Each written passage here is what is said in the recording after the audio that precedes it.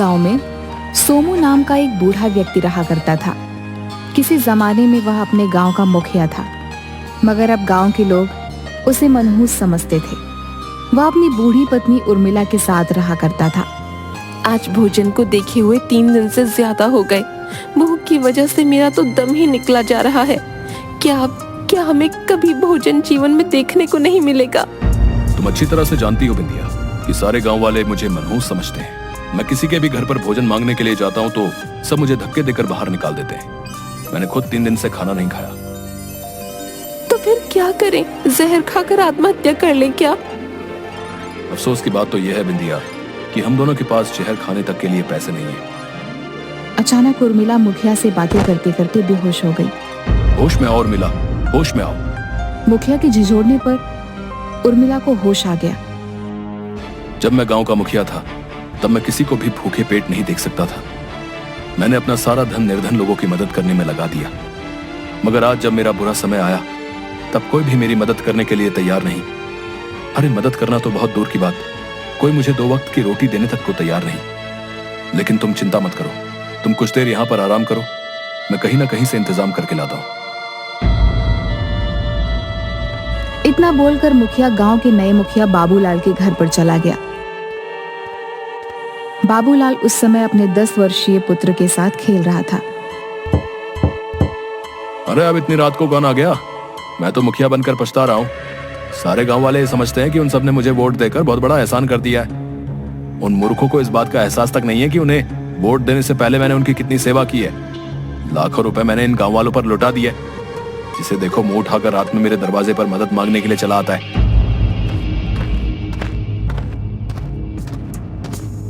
तुम मेरे दरवाजे पर क्या कर रहे हो भाई? मैं और मेरी पत्नी 3 दिन से भूखे हैं। अगर तुम्हारे घर में कुछ रोटियां पड़ी हो तो वो मुझे दे दो। देखो सोमू, तुम्हारी जगह अगर कोई और होता तो मैं उसे कुछ खाने को भोजन दे देता, मगर तुम्हारी बात अलग है। यहां से निकल जाओ, इससे पहले कि मैं अपने दरवाजे से तुम्हें धक्के देकर बाहर निकाल दूं। आखिर मेरी गलती क्या है? गलती है तुम एक मनहूस हो, तुम हमारे गांव के लिए श्राप हो। मुझे तो डर है कि अगर तुम कुछ देर यहां और ठहरे तो कहीं मेरे घर में कोई अनहोनी ना हो जाए। तो इसमें मेरा क्या दोष है? मत भूलो बाबूलाल कि वर्षों पहले मैं भी इस गांव का मुखिया था, और जब मैं गांव का मुखिया था तब इस गांव के लोगों की मदद करना अपना कर्तव्य समझता था। मेरे दरवाजे से आज तक कोई भूखा खाली पेट वापस नहीं गया। तुम ऐसा करके बहुत बड़ा पाप कर रहे हो। तुम मुखिया थे जब थे, अब वो जमाने चले गए। कब तक अपनी उन पुरानी बातों का ढिंडोरा पीटते रहोगे? आज मैं जीना सीखो संपत, आज तुम एक मनहूस व्यक्ति हो। तो फिर मैं क्या करूं? नहीं मुझे इस गांव में कोई काम देता है और नहीं खाने को। मेरे पास तुम्हारे लिए एक सुझाव है, तुम जाकर अपने आप को खत्म कर लो, क्योंकि अगर तुमने ऐसा नहीं किया तो कुछ दिन बाद गांव वाले तुम्हें लाठी डंडों से मार मार कर समाप्त कर देंगे। अचानक बाबूलाल के कानों में उसके 10 वर्षीय बेटे की चीख टकराई। वह दौड़ता हुआ अंदर पहुंचा। क्या हुआ बिल्लू को? पता नहीं जी, बिल्लू खेल रहा था। खेलते खेलते अचानक इसका पैर फिसल गया और ये गिर गया। देखो इसके सर से कितना खून बह रहा है। मैं जानता था कि ये मनहूस सोमू हमारे लिए कोई नई मुसीबत खड़ी कर देगा। इस मनहूस के कदम जब जब मेरे घर के दरवाजे पर पड़े हैं तब तब ऐसा ही अपशगुन हुआ है। अब मेरा मुंह क्या देख रही हो? बिल्लू को डॉक्टर के यहाँ ले जाना होगा। बाबूलाल बिल्लू को उठाकर अपनी पत्नी के साथ सीधे डॉक्टर की दुकान पर पहुंच गया। क्या हुआ से? इसके तो सर से बहुत खून निकल रहा है। तुम एक अपने छोटे से बच्चे का ख्याल भी नहीं रख सकते, तो तुम गांव का क्या ख्याल रखोगे? अपना मुंह बंद करो डॉक्टर, और मेरे बच्चे का इलाज करो। मत भूलो कि इस गांव का मुखिया हूं मैं, तो भाषण देना मुझे ज्यादा सूट करता है, और तुम्हें सिर्फ इलाज करना सूट करता है। इलाज करो बिल्लू का।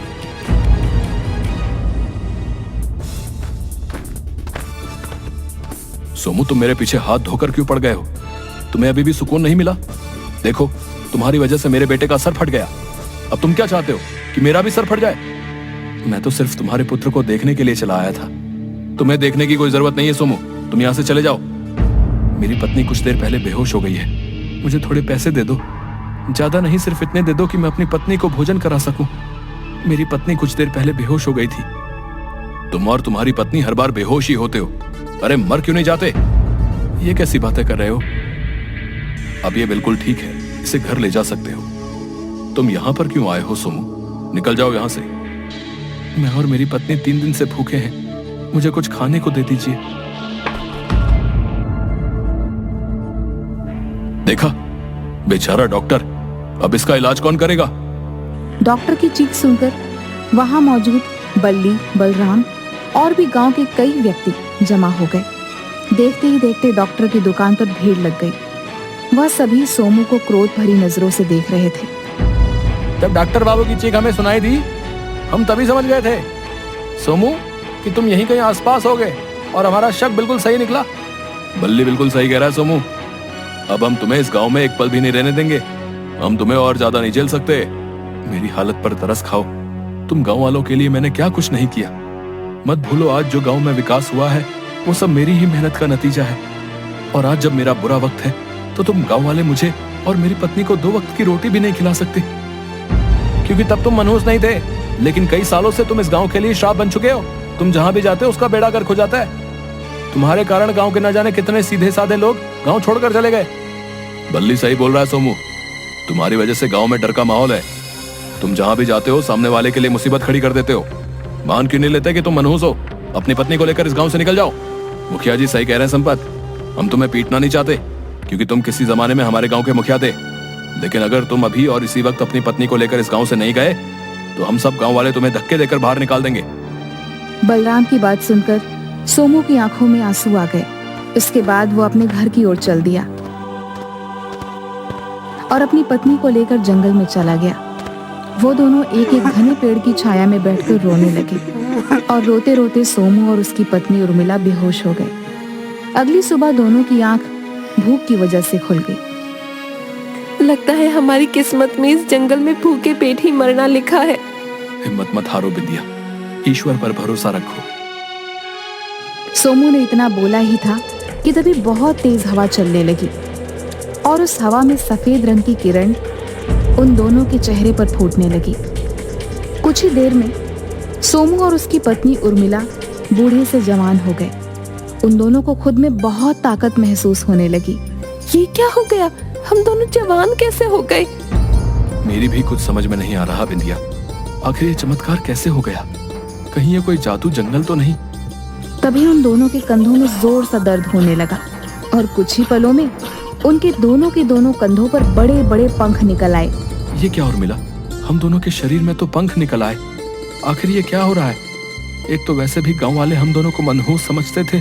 अगर हम ये पंख लेकर वहां पर जाएंगे तो वो हम सबको देखकर बुरी तरह से डर जाएंगे। हो सकता है कि वो हमें कहीं जान से ही ना मार दे। तभी उन दोनों के कानों में बाबूलाल और उसकी पत्नी की आवाज टकराई। मेरे कानों में तो गांव के मुखिया और उसकी पत्नी की चीखें टकरा रही हैं। और मुझे भी ऐसा लग रहा है जैसे कि बाबूलाल मदद मांग रहा हो। लगता है बाबूलाल मुसीबत में है, हमें उनकी मदद करनी चाहिए। मैं उसकी मदद कभी नहीं कर सकता। कल रात मैं उसके दरवाजे पर तुम्हारे लिए भोजन मांगने गया तो उसने मुझे कितना अपमानित किया। और तो और उसने गांव वालों के साथ मिलकर मुझे और तुम्हें गांव से धक्के देकर बाहर निकाल दिया। ऐसा नहीं कहते। मत भूलो कि तुम जब गांव के मुखिया थे तब तुम लोगों की मदद किया करते थे। शायद ये पंख हमें लोगों की मदद करने के लिए ही दिए गए हो। भला ये क्या बात हुई? एक तो कुछ सालों से वैसे भी हम दोनों गांव वालों से अपमानित हो रहे हैं, धक्के खा रहे हैं, और ऊपर से तुम बोल रही हो कि ईश्वर ने हमें ये पंख उन लोगों की मदद के लिए दिए हैं। उर्मिला, जो भी हो, एक बार चलकर देखते हैं। तुम्हारी बात तो सही है बिंदिया, लेकिन हम दोनों अभी भी इस रहस्य को नहीं समझ पाए हैं कि हम दोनों अचानक जवान कैसे हो गए और ये पंख कैसे निकल आए। हम दोनों कोई चिड़िया या पंछी तो नहीं है। हमें तो ये भी नहीं पता कि इन पंखों का इस्तेमाल कैसे किया जाए। सोमू ने इतना कहा ही था तभी उसकी पत्नी के पंख बुरी तरीके से फड़फड़ाने लगे और वह पंख दोनों को उड़ाते हुए गांव की ओर ले गए। कुछ ही देर में सोमू और उर्मिला बाबूलाल की छत पर खड़े हुए थे। उन्होंने देखा कि बाबूलाल के घर में आग लगी हुई है और उसकी पत्नी कमरे में बंद थी। बाबूलाल बाहर से मदद की गुहार लगा रहा था। मेरा अंदाजा सही निकला, बाबूलाल की पत्नी मुसीबत में है।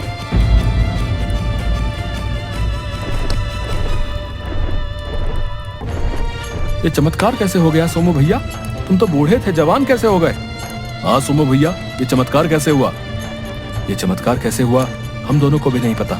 लेकिन तुम सब ये क्यों नहीं सोचते कि तुमने हम दोनों पति पत्नी के साथ जानवरों से भी बदतर व्यवहार किया? हम दोनों पति पत्नी 3 दिन तक भूख प्यास से तड़पते रहे, मगर तुम में से किसी ने भी रोटी का एक टुकड़ा तक हम दोनों को खाने को नहीं दिया। इसके बावजूद भी जब भी तुम पर मुसीबत पड़ी तो मैंने और मेरी पत्नी ने मदद की। मुझे माफ कर दो सोमू, अब मुझे अपनी गलती का पछतावा हो रहा है। तुम बिल्कुल सही कह रहे हो, मैंने तुम्हें एक बार नहीं बल्कि पता नहीं कितनी बार अपमानित करके अपने घर के द्वार से धक्के देकर बाहर निकाला, और आज जब मेरी पत्नी आग में जल रही थी तो तुमने ही मेरी मदद की। हम सब गांव वालों को क्षमा कर दो। नहीं, मैं तुम सब गांव वालों को कभी क्षमा नहीं कर सकता, और तुम सबके बुरे व्यवहार को मैं कभी नहीं भूल सकता। तुम सब लोगों ने मुझे मनहूस मनहूस कहकर मेरी और मेरी पत्नी का बहुत अपमान किया है। अब मैं और मेरी पत्नी इस गांव में कभी नहीं आएंगे। तभी फिर से तेज हवा चलने लगी और उस तेज हवा में रोशनी फूटने लगी। अचानक उन रोशनी की किरणों से एक साधु प्रकट हो गया, जो कब से सोमू और उर्मिला की तरफ देखकर रहस्यमय अंदाज में मुस्कुरा रहा था। इन गांव वालों की कोई गलती नहीं है सोमू। अगर किसी भी मनुष्य की वजह से किसी के घर पर कोई आपदा आ जाती है और ये हर बार ऐसा हो, तो वो मनुष्य उस मनुष्य के साथ दुर्व्यवहार ही करेगा। आप कौन हैं? तुम्हें सब याद आ जाएगा और तुम्हारे सारे सवालों के जवाब भी मिल जाएंगे। मैं जानता हूं कि तुम दोनों जवान कैसे हो गए और तुम दोनों के शरीर पर ये पंख कैसे निकल आए। तो हमें बताइए साधु महाराज, आखिर ये सब कुछ हो क्या रहा है और इस चमत्कार की वजह क्या है? तो सुनो, तुम दोनों इस गांव में रहने वाले नहीं हो। तुम दोनों इस पृथ्वी के जादुई जंगल के वासी हो, जहां पर लोग बूढ़े नहीं होते और उन सबके पंख भी होते हैं। एक दिन मैं उस जादुई जंगल में तपस्या कर रहा था। तपस्या करने के बाद मुझे बहुत जोरों से भूख और प्यास लगी। तभी तुम दोनों उड़ते हुए उस जंगल में आ गए और वहां मौजूद एक जादुई तालाब में पानी पीने लगे और एक वृक्ष से मीठे फल खाने लगे। तुम दोनों उस जंगल के राजा और रानी थे।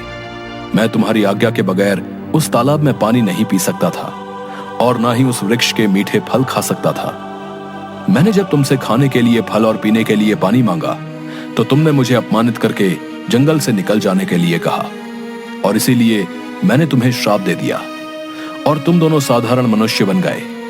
श्राप के कारण तुम दोनों को कुछ भी याद नहीं रहा और ना ही इन गांव वालों को कि तुम दोनों इस गांव के वासी नहीं हो। मैं तुम्हें एहसास दिलाना चाहता था कि भूख और प्यास क्या होती है, लेकिन जब मैंने देखा कि तुम दोनों साधारण मनुष्य बनकर भी आराम का जीवन व्यतीत कर रहे हो, इसलिए मैंने अपनी शक्ति से तुम्हें एक मनहूसियत का श्राप भी दे दिया। मनहूस होने की वजह से सारे गांव वाले तुम्हें अपमानित करने लगे और तुम भूखे और प्यास में रहने लगे। मेरे श्राप का तोड़ यही था कि इतना अपमानित होने के बावजूद भी अगर तुम अपनी हालत में बाबूलाल की मदद नहीं करते तो तुम कभी श्राप से मुक्त नहीं हो पाते और दोबारा साधारण मनुष्य बन जाते। इतना कहकर उस साधु ने अपना हाथ सोमू और उर्मिला के आगे कर दिया। साधु के हाथ में सफेद किरणें निकलने लगी, जो ठीक सोमू और उर्मिला के माथे पर टकराई। किरणें टकराते ही सोमू और उर्मिला को सब कुछ याद आ गया। हमें क्षमा कर दीजिए साधु महाराज, हमें सब याद आ गया। अब हम अपने जंगल में हराने वाले साधारण मनुष्य और साधु का ख्याल रखेंगे। हमें आज्ञा दीजिए साधु महाराज, हमारे राज परिवार वाले हमारी प्रतीक्षा कर रहे हैं। ठीक है, अब तुम दोनों अपने घर जा सकते हो।